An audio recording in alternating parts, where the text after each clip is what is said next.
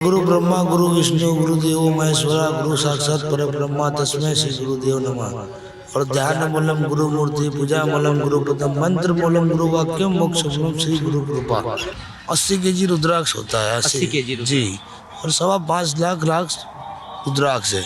तो 12 घंटा तपस्या रहती है। एक आसन पे बैठना, ना कुछ भोजन पानी, खाली चाय चिलम चर्चा, यही एक बाबा का बड़ा खर्चा होता है। पहले के जमाने में लोग आप दूर से पहले साधु को देखते थे तो हाथ जोड़ते थे, और आज के जमाने में कोई पहले देखते तो वीडियो उतार देते, बोले लाइव कर दो।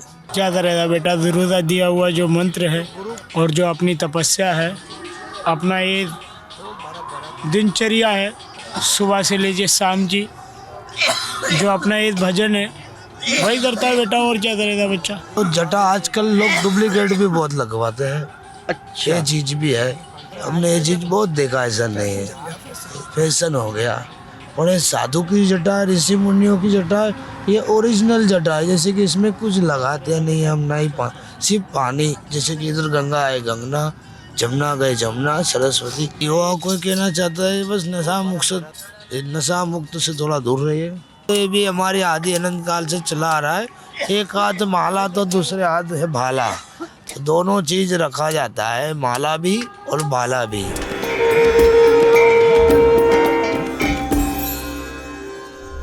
इस वक्त हम कुंभ में हैं। कुंभ में आप आएंगे तो आपको कुछ नागा साधु दिखेंगे, हमें भी दिखे, हम इनसे बात करते हैं। बाबा क्या नाम है आपका? हम श्री पंदस नाम जोना अखाड़ा, नागा सन्यासी, हरिद्वार गिरी, नागा बाबा रुद्राक्ष वाले। बाबा कई भक्तों को ये जिज्ञासा रहती है कि नागा जो साधु हैं हमारे, वो उनका जीवन, उनको नागा साधु बनने के लिए किस तरह से प्रेरित होते हैं वो खुद? ये तो बेटा जैसे कि बाल योगी संत, जैसे हमारे जैसे बचपन के, जैसे हम भी बाल योगी है, तो इसका महत्व कि इसको बचपन से लगन लग जाती है गुरु पीर महादेव जी से। तो अपने अपने मार्गदर्शन, जैसे कि 13 अखाड़ा है, तो कोई दल 2 है, शंभु दल और राम दल। तो न जाने जिसकी असीम कृपा रहती है, कोई जन्मों का कुछ लेख होता है तो साधु वेश में आता है। आपके आराध्य कौन है? आराध्य थे ऐसे तो हमारे श्री पंदस नाम जूना अखाड़े से श्री गुरु दत्तात्रेय भगवान हमारे इष्ट देवता, तीनों देवा एक ही सेवा, 6 भुजाधारी। जी। कहते हैं कि बहुत एक कठिन प्रक्रिया होती है जी जी नागा साधु बनने की, उसके बारे में हमें बताएं जी। विस्तार से। विस्तार से तो क्या बोला जाए, तो परंपरा से चलता आ रहा है आदि अनंत काल से, जो आज से नहीं। कई आप भी देख रहे हो, जो पहले की 1500 की साल में जब कोई नहीं था, तब भी नागा फौज जो लड़ने युद्ध में जा रही थी, तो हमारे इंडियन नागा फोर्स ही जो बोलते, तो इंडियन वाले जो नागा थे, तो वही काल आज है। तब के साधु थे, आज भी नागा सन्यासी है। इसे विलुप्त हो जाते हैं, मेले के बाद हो जाते हैं विलुप्त। हाँ बाबा, एक सवाल यहाँ पर ये भी आता है कि 12 साल के बाद कुंभ आता है, तब नागा साधुओं के दर्शन होते हैं, नागा साधु एक दूसरे से मिलते हैं। फिर कुंभ खत्म होने के बाद, कुंभ का समापन होने के बाद आप कहाँ जाते हैं? जी सब, अब कोई गुप्तेश्वरी है, कोई पहाड़ी, कोई झोपड़ी, अपना अपना, कोई कुटीचर, सब अपनी अपने जगह पे एक गुप्त हो जाते हैं, विलुप्त हो जाते हैं, जो भजन करते हैं। फिर वापस मेला होता है, जैसे कि स्नान, शाही स्नान हमारा मुख्य किया जाता है। जैसे कि अभी 144 वर्ष बाद यह महाकुंभ लगा है। जैसे कि 12 बार हुआ, तब 144 वर्ष बाद ये महाकुंभ हुआ, तो ये कुंभ महाकुंभ बोला जाता है, जिससे कि ये शाही स्नान हमारा मुख्य रहता है। बाबा साधना के बारे में अगर भक्त जानना चाहें, कौन सी साधना करते हैं? कोई मंत्र आप हमें उच्चारण करके दिखा सकते हैं? मंत्र तो यही है, गुरु ब्रह्मा गुरु विष्णु गुरुदेव महेश्वरा गुरु साक्षात परब्रह्मा तस्मै श्री गुरुदेव नमः। और ध्यान मूलम गुरु मूर्ति पूजा मूलम गुरु पदम मंत्र मूलम गुरु वाक्यम मोक्ष मूलम श्री गुरु कृपा। तो गुरु को ऐसी असीम कृपा होती है। तो जैसे कि बालक है हम गुरु महाराज के, तो जैसे कि शिष्य माई का बच्चा होता है, ऐसे हम भी गुरु महाराज के बालक है ना। तो ऐसे गुरु महाराज की असीम कृपा रहती है। और यही जो ध्यान तप बल ये सब क्रियाक्रम पूजा पाठ ये सब गुरु महाराज का सिखाया हुआ है। तो ये सब चलता रहता है। और दूसरी बात कि जैसे कि रुद्राक्ष धारण करते हैं, हमारा ये रुद्राक्ष तो 80 kg रुद्राक्ष होता है। 80 kg रुद्राक्ष। जी। और 5.25 लाख रुद्राक्ष है। तो 12-12 घंटा तपस्या रहती है, एक आसन पे बैठना, ना कुछ भोजन पानी, खाली चाय चिलम चर्चा, यही एक बाबा का बड़ा खर्चा होता है ना। चाय चिलम और चर्चा, बाबा का यही है खर्चा। बाबा घंटों तक एक कठोर तप करना, साधना में लीन रहना, ध्यान करना, ये आप जब ये लगातार ये इस प्रक्रिया से गुजर रहे होते हैं, क्या कभी जीवन में ऐसा एक पल आता है, ऐसा क्षण आता है कि आप वापस आने के लिए आपका मन करे, फिर आपको उसी मार्ग पर जाने के लिए कैसे प्रेरित होते हैं आप? नहीं, वापस आने की तो एक प्रेरणा तो एक अलग बात है। गुरु महाराज की जो कृपा होता है हमारे में बोला जाता है, जैसे कि गुरुपुरे का बड़ा शब्द है। जैसे जो गुरु को लाल होते हैं ना वही रुक पाते हैं। बाकी तो आप समझ ही गए कि जो भागने वाले तो भाग ही जाते हैं। हमारे जैसे हम दिगंबर बैठे हैं निर्वस्त्र में, तो हमारा भी एक पूरा संस्कार विधि है, क्रियाक्रम बहुत लंबा चौड़ा रहता है। जैसे कि ये सब गुरु कृपा होती है। अब आज बाल योगी हम भी है, हमारी उम्र भी ज़्यादा नहीं है, कम ही है, पर कहने का मीनिंग यही जो संसार में आप भी देख रहे सभी पहले के मैंने ज़माने में हम भी छोटे थे तो हम भी बहुत पहले बड़े बड़े बुजुर्ग मुख सुनाते थे कि जैसे कि पहले के ज़माने में लोग आप दूर से पहले साधु को देखते थे तो हाथ जोड़ते थे, और आज के ज़माने में कोई पहले देखते तो वीडियो उतार देते, बोले लाइव कर दो। ये ज़माना बदल गया है क्या? बाबा ये मुझको ये लगता है कि आप नागा साधुओं के बारे में जानने की जिज्ञासा हमेशा से रही है, क्योंकि अब यंत्र आ गए हैं ऐसे जिससे वीडियो उतारे जाएं, तो एक वो होता है कि हम गए हैं इनसे, आप मिले, आशीर्वाद लिया, तो घर में जाके लोगों को दिखाएं, बताएं। जी बिल्कुल, ये एक दर्शन लाभ है, क्योंकि हम विलुप्त हो जाते हैं, दिगंबर अवस्था में रहते थे, बाहर निकलते तो एक हमारा एक मर्यादा रहता है, तो हम ढाल देते हैं कि चलो कोई माई बहन दिख रही अपना है। बाकी ऐसे मेला ठेला होता है तो कुंभ मेला है ऐसे तो, बाकी ये निर्वस्त्र ही रहते हैं। जब से गुरु महाराज की प्रेरणा होती है, नागा संस्कार होता है, तब से दिगंबर अवस्था हो जाती है। बाबा आपसे एक सवाल है कि बहुत ज़्यादा ठंड, बहुत ज़्यादा बरसात, गर्मी, इसको मतलब इससे जीतने के लिए, इस पे विजय पाने के लिए नागा साधु क्या करते हैं? क्या करेगा बेटा, गुरु का दिया हुआ जो मंत्र है और जो अपनी तपस्या है, अपना ये दिनचर्या है, सुबह से लीजिए शाम की, जो अपना ये भजन है वही करता है बेटा, और क्या करेगा बच्चा। और क्या आपके क्या एक सेकेंड बाबा, एक चीज़ हम ये भी जानना चाहते हैं कि आपके जो जटाओं का एक जो वो होता है, उससे क्या ऊर्जा मिलती है आध्यात्मिक? ये तो एक गुरु महाराज की असीम कृपा होती है कि जटा हर किसी का नहीं होता है। और आजकल ये चीज़ आपने बहुत सौभाग्य की बोली, जो जटा, जी, तो मैं बोलना चाहता हूँ जटा आजकल लोग डुप्लीकेट भी बहुत लगवाते हैं। अच्छा, ये चीज़ भी है, हमने ये चीज़ बहुत देखा, ऐसा नहीं है, फैशन हो गया।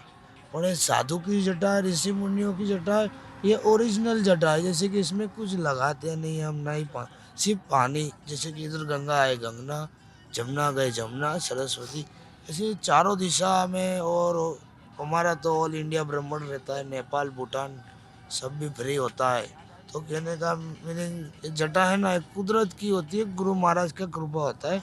और इसके जटा गुरु रहते हैं हमारे, जो हमारे सन्यासी के जटा गुरु भी रहते हैं। इससे गुरु महाराज का कृपा होता है, मंत्र देते तब से वो जटा हो जाती है। अच्छा, आपको मंत्र मिलने के बाद आपको दीक्षा कब मिली बाबा? जी वो तो हम तो बहुत छोटे थे तभी हमने, वो तो कृपा हो गई असीम, तो बचपन से ही बाल योगी संत है। आप एक अगर वो प्रक्रिया हमको समझाएं, एक सामान्य इंसान से नागा साधु बनने तक की प्रक्रिया संक्षेप में अगर। जी अभी जो मार्ग है अभी के मैंने अभी देखा जाए तो अभी तो लोग कोई क्रोधित होके बाबा बन जाता है, कोई धोखाधड़ी में बाबा बन जाता है, कोई मार कुट करके बाबा बन जाता है, कोई मर्डर करके भी चला जाता है, किसी को पता नहीं चल जाता है। दूसरी बात कि कोई अपने प्रेम धोखे में चला गया, घर से बवाल हो गई तो वो चला गया। साधु सच्चा वो होता है कि जैसे हम तो जूनागढ़ गुजरात गिरनारी साधु है ना, तो बचपन के आप भी देख ही रहे हो हमारी अवस्था भी अभी। तो कहने का मीनिंग बचपन से जो लगन लगती है। अब सोच लो आजकल बीवी बच्चा वाले भी होते, शादियाँ कर लेते, सारा एंजॉय कर लेते, फिर बाबा बनते तो बताओ क्या होगा। और हमारे जैसे बाल योगी संत है, सब है, बचपन के साधु है, तो उनके कारण थोड़ा हमारा विलुप्त हो जाता है। जैसे कि लंबी जटा ऐसे ही नहीं हो जाती, और आजकल डुप्लीकेट जटा डलवा देते हैं वो लोग। बाबा आपने अभी कहा कि कुछ बाबा ऐसे हैं जो धोखाधड़ी या मर्डर करके भी मतलब ये आ जाते हैं। सभी चीज़ मैंने जो भी बोला सभी चीज़, जैसे कि तो ये साधु बनना बेटा हर किसी के नहीं है बस का। साधु बहुत कठिनता वाला है ना। गुरु पीरों की सेवा हर कोई नहीं कर पाता है। ये गुरु पीरों की सेवा हर कोई नहीं कर पाता है, इसलिए। बाबा युवाओं को क्या संदेश देना चाहेंगे? युवाओं को कहना चाहता है बस नशा मुक्त से थोड़ा दूर रहिए नशा से दूर रहें। जी। और दूसरा कि अभी मोबाइल भी अपना काम दाम जो है और पूजा पाठ ये करिए, फिर फालतू। हाँ, और अपना फैमिली वाला सब अपना अपना करता है। अभी किसी को कुछ हो जाएगा तो अपना घर वाला पहले आएगा, बाहर वाला चलो बाद में भी आ जाएगा। प्रेम मोहब्बत बड़ी बात हो जाती, वो आ जाता है दिल फोल में कि चलो 2 5 10 लाख रुपए दे दे, और जो घर वाला होगा वही पहले साधना आएगा, फिर सब आएगा। नहीं तो कौन आएगा? कौन आएगा? नहीं, जो अपना प्रेमी होगा घर का होगा। तो इससे अच्छा यही सूचना देना चाहते हैं सभी को कि अपना अपना जमाना ऐसा हो गया है कि अभी देखो आप भी सोच रहे कागज़ बिना कुछ नहीं होता है। इसके बिना पानी की पीना होता है तो भी 10 रुपया देना पड़ता है। नहीं तो पहला कहाँ ऐसा था बेटा? नहीं तो पहले तो सब खाली आए, दर्शन किया, पानी के लिए आओ भोजन पाओ। अभी तो भोजन का साला 500-1000 रुपये लेते थे। बाबा आप लोग की अगर दिनचर्या हम जानना चाहें, एक नागा साधु की दिनचर्या सुबह से लेकर रात तक की क्या होती है? तो दिनचर्या सभी अपना अपना भजन में लीन रहते हैं। दिनचर्या क्या है, जैसे हम भी 12-12 घंटा रुद्राक्ष धारण करते हैं, तो दिनचर्या आती है कि जैसे कि रुद्राक्ष 12 घंटा यही हो जाता है, तो पूरे दिन के सुबह से लेके समय अनुसार सुबह पूजा पाठ क्रिया कर्म करके अपना सारा चीज़, फिर आगे का क्रिया करने का, प्लस भोजन भी पाते हैं हम। ऐसे तो एक टाइम तो शाम को पा लेते हैं।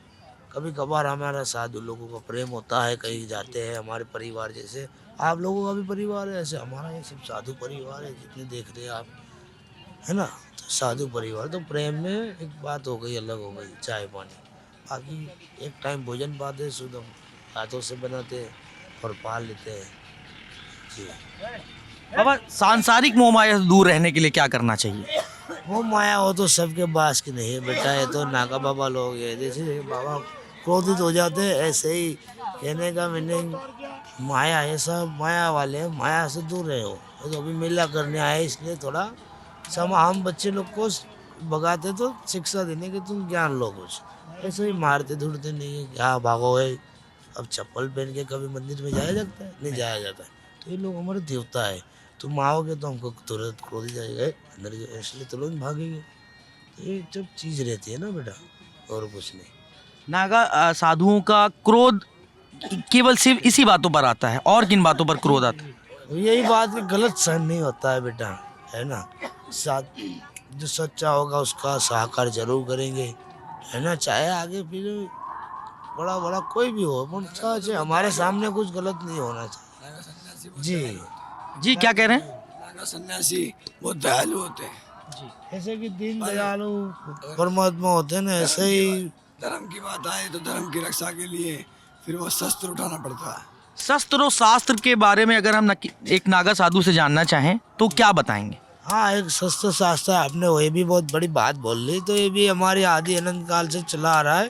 एक हाथ माला तो दूसरे हाथ है भाला, तो दोनों चीज़ रखा जाता है, माला भी और भाला भी। तो समझ लीजिए जब समय आए तब माला उठाते हैं, समय आए तब भाला भी उठा लेते हैं। भाला उठाने की क्या वजह रहती है किसी नागा साधु? जब समय आ जाता है, आप भी सोच लो, जैसे कि रक्षा, अभी बांग्लादेश में कितना युद्ध हो गया, अभी पढ़ाई होगा ना, तो जैसे हमारे बड़े बड़े हुकुम नहीं करते, जिसे हुकुम करते थे तो ऑल इंडिया में इतने नागा फोर्स है कि इंडिया की तमाम बॉर्डर पे खाली नागा ही नागा दिखे और कोई नहीं दिखे, ओनली नागा ही दिखे, फिर खाली इंडियन नागा फोर्स आती है। Indian Naga force. अगर मान लीजिए एक देश में कोई विपदा पड़ती है, कोई शत्रु देश भारत पे आक्रमण करता है, तो क्या ये इंडियन नागा फोर्स मोर्चा संभालेगी बॉर्डर पे? संभालते गुरु पीर का अरे जैसे आदेश आ जाए गुरु पीरों का तो क्या बताओ तुमको, जैसे आप कुंभ मेले में देखा ही है 14 तारीख का स्नान में कितने हमारे नागा फौज है, तो कम है हमारा, जैसे तो बहुत फौज आते, कितने साधु आए भी नहीं है, ऐसे सभी साधु अपना अपना, बाकी करोड़ों आ जाएंगे। हाँ, इसकी कोई गिनती ही नहीं है, जिसकी कोई गिनती नहीं है। ऑल इंडिया बोलो पूरा चारों बाजू बाबा ही बाबा दिखे। देखते नहीं है जी, नागा फोर्स दिखती नहीं है।